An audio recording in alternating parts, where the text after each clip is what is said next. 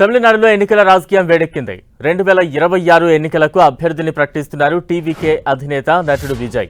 ఈ ఎన్నికల్లో 2 చోట్ల బరిలో దిగనున్నారు టీవీకే చీఫ్ విజయ్. తమిళనాడులోని పెరంబూరు, తిరుచి నియోజకవర్గాల నుంచి బరిలో దిగనున్నారు విజయ్. ఈసారి ఎన్నికలు టీవీకే వర్సెస్ డీఎంకేగా సాగుతాయని విజయ్ క్లారిటీ ఇచ్చారు. టీవీకేని గెలిపిస్తే డ్రగ్ ఫ్రీ తమిళనాడును చేస్తారని విజయ్ హామీ ఇచ్చారు. నిరుద్యోగులకు 4,000 భృతి, స్థానికులకు ఉద్యోగాల్లో ప్రాధాన్యత ఇస్తామన్నారు. యువతకు 20 లక్షలు ఉపాధి సాయంగా లోన్లు ఇచ్చేలా చూస్తామంటూ కూడా విజయ్ ఇప్పటికే స్పష్టం చేశారు. వీటితో పాటు తమిళనాడులో వాలంటీర్ల వ్యవస్థను తీసుకొస్తామని తెలిపారు విజయ్. ஒரு தொகுதிக்கான அந்த மக்களுக்கான எல்லை காப்பாளர்கள் அப்படி இருக்கணும். களத்துல மக்களோட மக்களா நிக்கிற மாதிரி ஆளுங்களை தான் நான் செலக்ட் பண்ணியிருக்கிறேன்.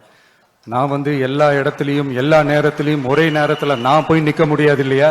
அதனால என் சார்பா என்னோட பிரதிநிதிகளா நானே பார்த்து என்னுடைய வேட்பாளர்களை செலக்ட் பண்ணியிருக்கிறேன்.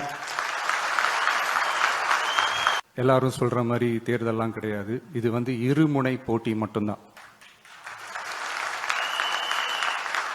மக்கள் கூட்டணியான நமக்கும் ஸ்டாலின் சார் கூட்டணிக்கும் மட்டும்தான் இந்த தேர்தல்.